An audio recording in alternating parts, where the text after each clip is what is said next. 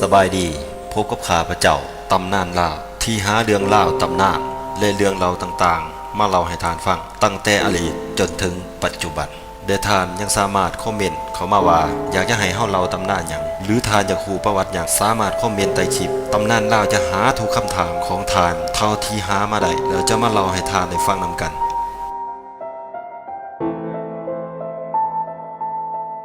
มณีโคตรผู้เป็นคือนรกกำเนิดชีวิตในตำนานแห่งการอยู่ร่วมของผู้คนหิมฝั่งแม่น้ำคองมาอย่างยาวนานลือกันว่าบ่เคยมีไผไปฮอดกกไม้มณีโคตรเพราะเบื้องหลังเกาะหินกลางน้ำที่กกไม้มณีโคตรขึ้นอยู่คือหน้าผาที่ซ้ายน้ำคองทั้งซ้ายไหลตกลงไปเบื้องลุ่มอย่างหนักหน่วงหุ่นแห้งตลอดทั้งปีกลายเป็นน้ำตกที่ใหญ่ที่สุดในเอเชียดังนั้นผู้ที่อาจเคยผ่านไปไกลมณีโคตรหลายที่สุดล้วนแต่และตายไปในหน้าผาน้ำตกนั้นมาหมดแล้วมณีโคตรหรือกกไม้มณีโคตรเป็นชื่อกกไม้กกหนึ่งซึ่งเชื่อกันว่ามีเพียงกกเดียวในโลกเติบโตอยู่กลางตำนานมากมายอยู่บนแง่หินที่เป็นคือเกาะคือดอนน้อยๆที่กล่าวกันว่าบ่เคยมีผู้ใดไปฮอดกลางน้ำตกค่อนพะเพ่งซึ่งถือเป็นน้ำตกที่ใหญ่ที่สุดในเอเชียและถูกเรียกขานกันว่าในแองการาแห่งเอเชียด้วยความกว้าง1กิโลเมตรและสูง15เมตรกลางแม่น้ำโขงสายน้ำที่ยาวที่สุดทางตอนใต้ของประเทศลาวหิมทรายแลนด์กัมพูเชียชาวบ้านบางส่วนที่นี่เอิ้นกกไม้มณีโคตรแห่งนี้ว่ากกสีตายปลายสีเป็นจากตำนานของลาวที่เราขานกันว่าเป็นกกไม้วิเศษหากปลายสีไปทางใดก็จะมีแต่ความเจริญ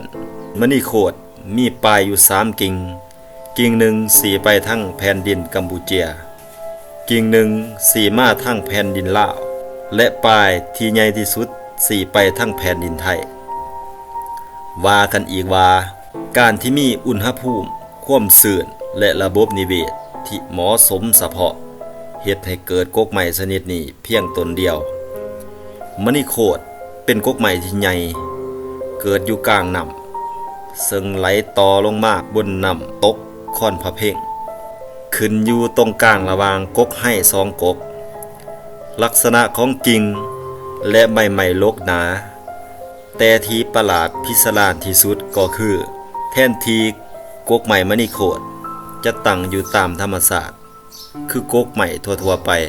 ที่เติบใหญ่พุ่งขึ้นสู่ฟ้าแต่กลับแหวกกฎธรรมชาติโรยปล่อยให้หากแก้วหากฝอยพุ่งขึ้นไปในอากาศและให้กิ่งก้านสาขายังลงบนพื้นน้ำแทนโรยยังเจริญงอกงามอยู่ได้บ่ตายบ่เหี่ยวมีตำนานกล่าวขานจากคนเฒ่าคนแก่ว่าแต่เดิมกกไม้กกนี้บ่ได้มีความประหลาดพิศดารแบบนี้แต่อย่างใดว่ากันว่าข้าวหนึ่งมีสามเณรน้อยผู้เข่งขัดรูปหนึ่งได้ขึ้นไปนั่งจำศีลบำเพ็ญภาวนาอยู่กกไม้กกนี้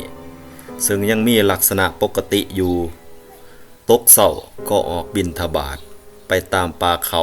และบริเวณนั้นบ่มีผู้คนอยู่เลยแต่สามเณรก็มีอาหารเต็มบาตรทุกเช้าว่ากันว่าสามเณรได้บิณฑบาตมาจากผีบังบดซึ่งเป็นทูตชนิดหนึ่ง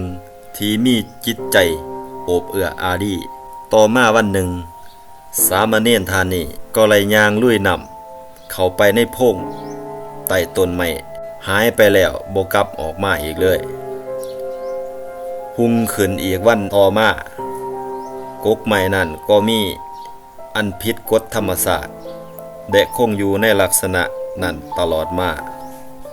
ในสมัยสงครามลาอาณานิคม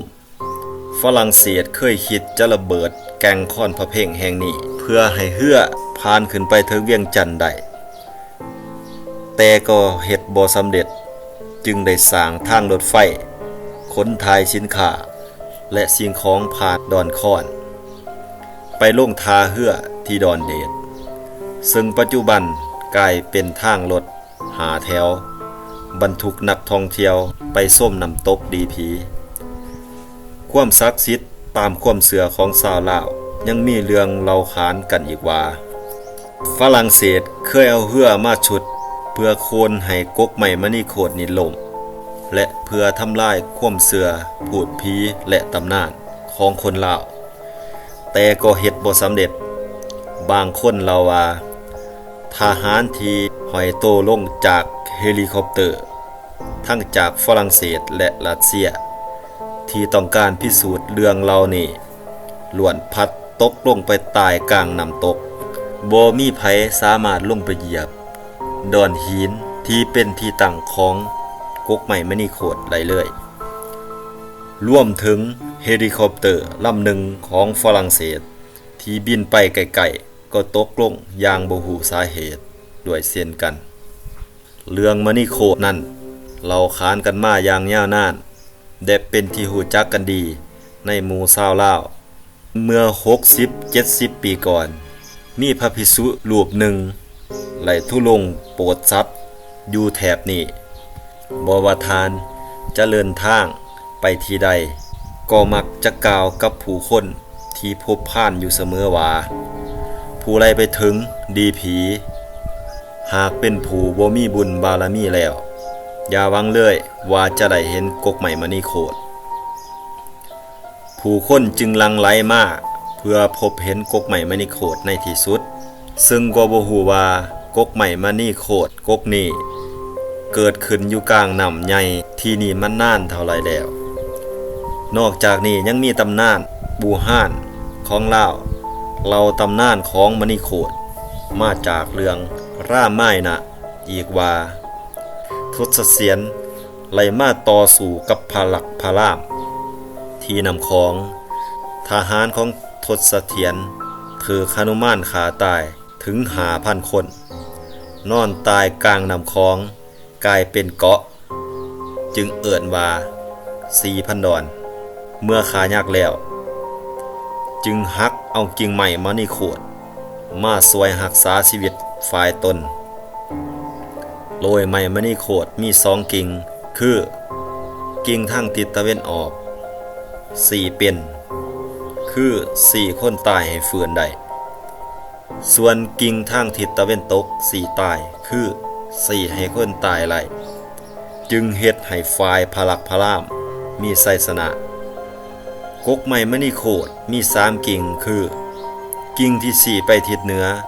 ไผได้กินหมากไม้ในทิศนี้จะกลายเป็นนกย่างกิ่งที่4ไปทางทิศใต้ไผได้กินหมากไม้นี้จะกลายเป็นดิ้งและกิ่งที่4ไปทางทิศตะวันออกไผได้กินหมากไม้ในทิศนี้จะกลับเป็นหนุ่มสาวมีพละกำลังเมื่อนางศิลาจันทแจมถูกทศกัณฐ์ลักไปอยู่เมืองลังกาพระรักพระรามไล่ติดตามนางศิลาจันทแจมเลื่อนทางจนเมื่อยอ่อน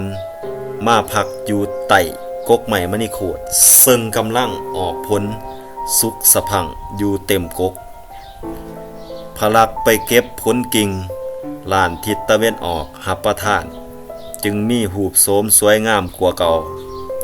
ส่วนพระรามไปเก็บผลกิ่งลานทิศใต้จึงกลายเป็นลิงเผือกขนาดใหญ่พระรักเมื่อเห็นพระรามกายห่างเป็นลิงเผือกก็ล่อหลอกให้พระรามไปกินหมากไม้มณีโคตรกิ่งทิศตะวันออกแต่บ่สามารถสื่อสารกับลิงพระรามได้พระรักจึงนั่งเฝ้าลิงพระรามอยู่หลายวันหลายเดือนเรากล่าวถึงภาคีเอาคมกะไล่นางจันทแจมอินท่าเป็นภรรยาแต่พระอาทิตย์รอบเป็นสูตรจนได้ลูก2 คนคือสังขีและพระศรีจันทร์ส่วนนางแก้วแพ่งสีเป็นลูกที่เกิดแต่ภาคีหักลูกชายทั้ง2 คนหลายสอนวิทยาให้ทุกอย่างมื้อหนึ่งเกิดสงสัยในหูปหางหน้าตาจึงเอาลูกทั้ง3 ไปเสียงนำถ้าเป็นดูกของตนให้ลอยน้ำกลับมาไล่